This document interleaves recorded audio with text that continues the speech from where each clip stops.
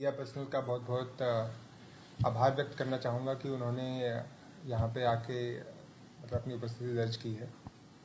आज जो मैंने आपको बुलाया है वो एक जो 1.5 महीने पुरानी घटना है हमारे जो ऊना में हुई थी, जो एक बड़ा ही ड्रेडफुल मर्डर हुआ था बिल्कुल दिन दहाड़े संडे के दिन, उसके बारे में बताने के लिए बुलाया है कि वो केस जो है ऊना में आई थिंक ऐसा पहला केस था जो इतना मतलब सीरियस केस और जो गैंग से रिलेटेड जो केस है वो सामने आया था।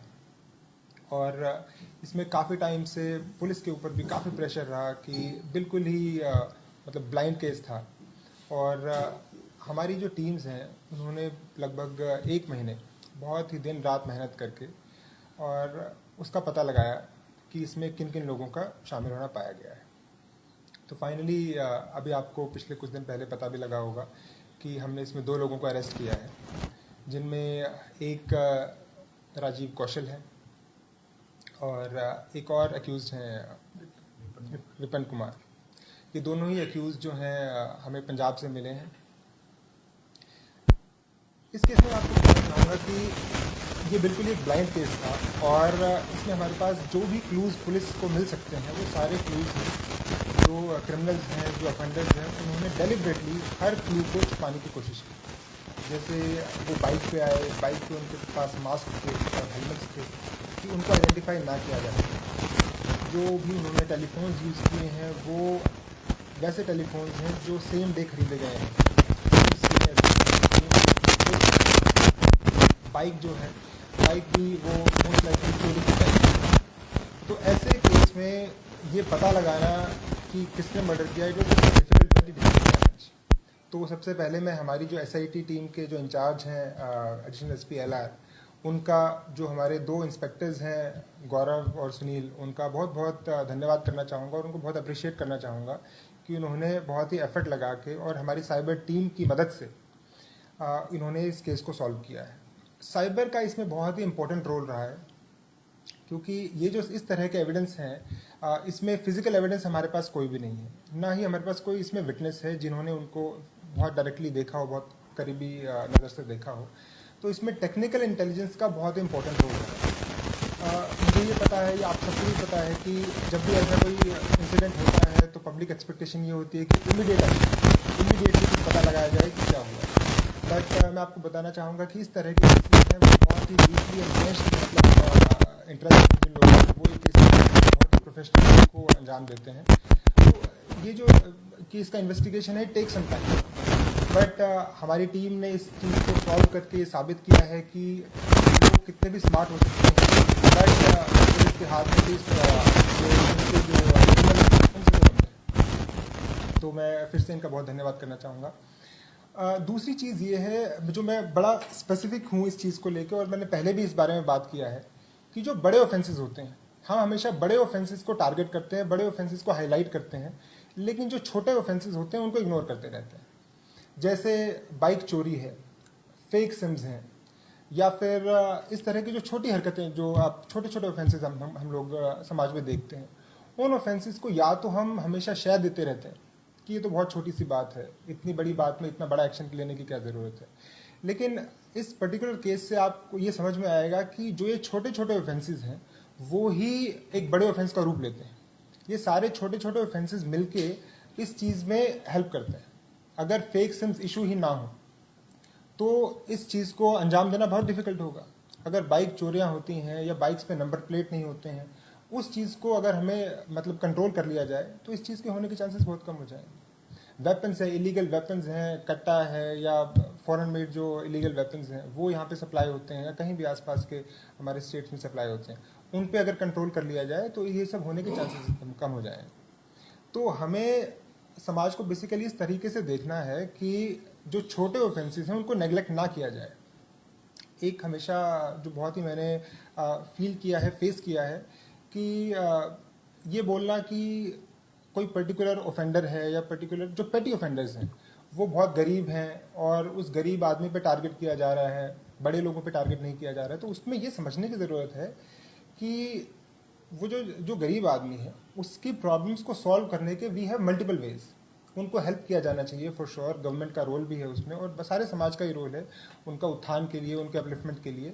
लेकिन उनको लॉ इन्फोर्समेंट से बचा नहीं जा सकता है। ये एक्सक्यूज कभी नहीं दिया जा सकता है कि just because somebody is economically poor तो वो जो है वो लॉ को फॉलो नहीं करेंगे।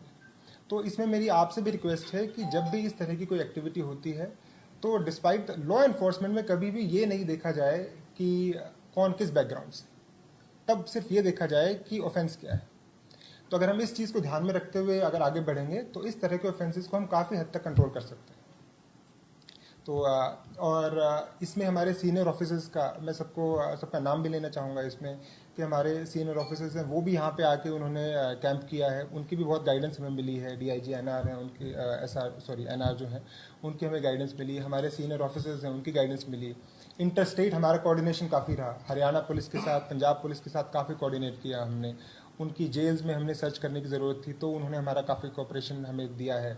वहाँ के जो ऑफेंडर्स हैं, कुछ ऑफेंडर्स थे, उन्होंने उसमें हमें काफ़ी कोऑपरेट किया, तो उनको भी मैं धन्यवाद देना चाहूँगा और हमारी सारी टीम को ही बहुत बहुत अप्रिशिएट करना चाहूँगा इस चीज़। Thank you so much. हमारे इनपुट और जो सारा टेक्निकल इनपुट इस केस में जो था वो हमारी एसआईटी ने जो टेक्निकल इनपुट्स थे वो इनपुट्स पंजाब पुलिस के साथ भी और हरियाणा पुलिस के साथ शेयर किए थे। उन्हीं के बेसिस पे हमने पंजाब पुलिस में जेल्स में भी मतलब सर्च करवाया था और उन्हीं इनपुट्स के बेसिस पे ही जो फाइनल जो हमारा एक एक्यूज है जो पकड़ा गया था पंजाब में, वो हमारे इनपुट के बेसिस पे ही पकड़ा गया था। सर जो मर्डर ये हुआ है इसके पीछे क्या कारण जो है वो बताया? अभी तक इन्वेस्टिगेशन में ये सामने आया है कि जो यहाँ पे लोकल जो गैंग एक्टिविटीज़ जो होती हैं उनकी आपस की राइवलरी की वजह से गैंगस्टर्स का भी जैसे एक एरिया है, आई डोंट थिंक कि वो सब इलाबोरेट करने की यहाँ पे ज़रूरत है, बट जो इंटर गैंग राइवलरी है यहाँ लोकल एरिया में उसका बेसिक रीज़न। तो कुछ लोकल गिरफ्तारियां भी होंगी या बाहर के लोग? फिलहाल जो लोग हमारे रडार पे हैं वो बाहर के हैं, वो अभी आपको मैं डिस्क्लोज नहीं कर सकता हूँ इस स्टेज पे कि जब तक किसी के अरेस्ट नहीं होते हैं पहले डिस्क्लोज नहीं करना चाहिए। सर जिस तरह से इसमें सामने आया है कि कहीं ना कहीं जो गैंगस्टर गतिविधियां हैं उन्ना में बढ़ रही है, तो इनको रोकने के लिए पुलिस जो है वो आने वाले दिनों में किस तरह के कदम उठाएगी? उसी के लिए मैंने आपको बताया ये चीज़ कि हमें जो छोटे ऑफेंसेस हैं उन पे नज़र रखने की ज़रूरत है। ऐसा कभी नहीं होता है कि सडनली कोई जो ऑफेंस है, बड़ा ऑफेंस है, वो घट सकता है कहीं। छोटी छोटी एक्टिविटीज़ बैकग्राउंड में अंडर करंट जो है वो उसका चलता रहता है। अगर उस पर कंट्रोल कर लिया जाए तो हम उसको काफ़ी हद तक अपने एरिया को इम्यून कर सकते हैं। अभी वो स्टेज पे मैं आपको डिस्क्लोज नहीं कर सकता। दूसरे शूटर की कुछ इन्फॉर्मेशन हमारे पास है, बट उसके लिए हमने प्रॉपर जो अप्रोप्रिएट एजेंसीज हैं उनके साथ कोऑर्डिनेट किया है उसकी लोकेशन आइडेंटिफाई करने के लिए। तो जैसे ही वो हमें पता लगेगी तो आई विल शेयर। सर इस पूरे मामले में एक चीज और सामने आई है कि जो इलीगल वेपन है, तो जो ऐसा माना जाए कि ऊना जिला में जो इलीगल वेपन है उनकी सप्लाई लगातार बढ़ी है। ये ऑन पेपर तो ऐसा मेरे पास कोई प्रूफ नहीं है इस चीज़ का, लेकिन टाइम एंड अगेन जब भी हमारे पास ऐसी इन्फॉर्मेशन मिलती है तो हम उसको इमिडिएटली उस पर एक्शन लेते हैं। और एक मेरा मोटिव ये भी है कि जो लोग, जैसे मैं आपको बता रहा हूँ कि बिल्कुल बेसिक से स्टार्ट होता है, कुछ लोग जो वेपन्स की पोस्ट हैं उनको सोशल मीडिया पे लाइक करना शुरू करते हैं। गैंगस्टर्स को उनके जो फोटोज़ हैं विद वेपन्स उनको शो करना शुरू करते हैं, उनको शेयर करना, उनको लाइक करना ये स्टार्ट करते हैं। और उस चीज़ से जो गैंगस्टर्स हैं उन लोगों के थ्रू, मतलब उन लोगों के साथ कॉन्टैक्ट में आते हैं।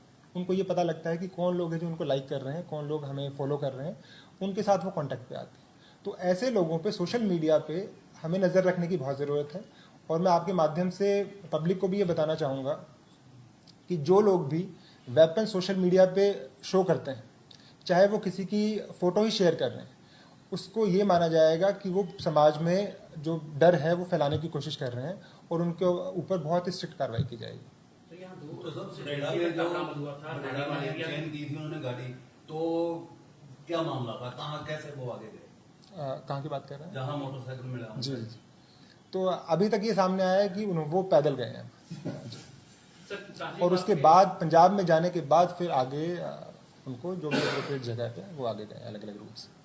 तालिबान से एक देसी कट्टा पकड़ने का मामला सामने आया था, उसमें 2 युवक जो अम्ब में रह रहे हैं यूपी के हैं, तो उससे क्या इस तरह की और गतिविधियां यहाँ पर किसी तरह की ट्रेस हो रही है सर कि बाहर के लोग यहाँ पर रह रहे हैं और इस तरह का कोई वेपन्स का कारोबार उनका चल रहा है? कि ऐसे वो पर्टिकुलर केस था, उसमें आई थिंक 4-5 लोग अरेस्ट हुए थे उसमें, और एक और भी ऊना में केस था अभी रिसेंटली, उसमें भी दो लोग अरेस्ट हुए थे।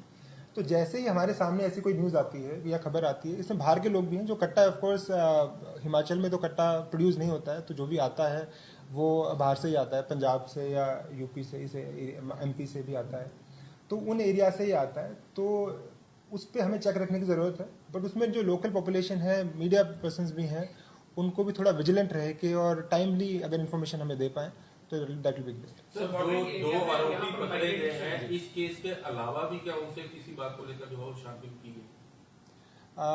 उनके ऊपर प्रीवियस भी केसेस हैं, और उनमें से एक के ऊपर तो हिमाचल में ही एक एनडीपीएस का केस है, और जो दूसरा जो आरोपी है वो हिमाचल का ही है बट पंजाब जेल में लॉज था, उसके ऊपर भी मल्टीपल केसेस हैं। तो वो उनसे पूछताछ की गई है कि उनका जो नेटवर्क है उसको पता करने के लिए हमारे पास हमने इन्फॉर्मेशन ली है। सर, फॉरेन बेस्ड गैंग का नाम जुड़ा है जी। इसमें, तो क्या कुछ विदेश में बैठे लोगों को नामजद किया जाएगा या कुछ लाने की कार्रवाई, कुछ ऐसा भी देखने को मिले इस केस में? इसमें एक्चुअली जो पुलिस है वो सिर्फ एविडेंस के बेस पे कार्रवाई कर सकती है, मतलब जस्ट बिकॉज किसी ने बोल दिया उसके बेसिस पे कार्रवाई नहीं हो सकती है। तो ये जो चीज़ है कि उसमें किसका रोल था, ये हमारे पास एविडेंस है कि लोकल जो लोग थे उनमें कौन कौन लोग शामिल थे, उनके ऊपर एक्शन लिया गया है। बट अगर जैसे ही फर्दर इन्वेस्टिगेशन में अगर ऐसा कोई नाम सामने आता है तो उनको भी जो भी अप्रोप्रिएट कार्रवाई है और उनको बाहर से लाना पड़ेगा तो उसके लिए कार्रवाई की जाएगी। सर, माइग्रेंट्स की मूवमेंट बहुत पिछले कुछ समय से देखी जा रही है, उन्हें इम्पोर्टेंट एरिया भी है, तो कहीं ना कहीं कानून व्यवस्था के लिए चुनौती का तो थोड़ा बहुत सोच सर इसको लेकर रणनीति। इसमें सी माइग्रेशन तो देश भर में होता है, और माइग्रेशन को चेक रखना हमारा गोल नहीं। हमारा गोल है कि जो माइग्रेंट्स हैं उनके ऊपर कोई मतलब इलीगल एक्टिविटीज़ ना हो, उनकी तरफ से भी ना हो, और मतलब उनके अगेंस्ट भी कुछ ना हो। तो उस चीज़ को मेंटेन करने के लिए हमने अप्रोप्रिएटली जो हमारी म्यूनिसिपल जो कमीशन है यहाँ पे, उनको भी और पंचायत को भी अप्रोप्रिएट डायरेक्शंस भी दी हैं और रिक्वेस्ट भी किया है उनको, जिनको भी जिस तरीके से किया जा सकता है कि उनका जो रजिस्ट्रेशन है पुलिस स्टेशन में, उसके बारे में अगर उनका सबका पुलिस स्टेशन में रजिस्ट्रेशन हो जाए तो वो भी हमारे लिए काफ़ी हद तक एक डेटाबेस क्रिएट कर देता है। इसके लिए हमने एक डीसी साहब से एक ऑर्डर भी करवाए हैं जिसमें अगर ऐसा रजिस्ट्रेशन नहीं होंगे तो उनके ऊपर एफआईआर भी की जाएगी। Thank you.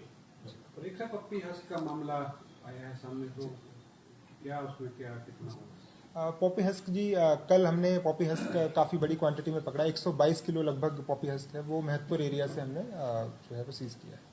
उसमें एक अक्यूज को अरेस्ट भी किया गया।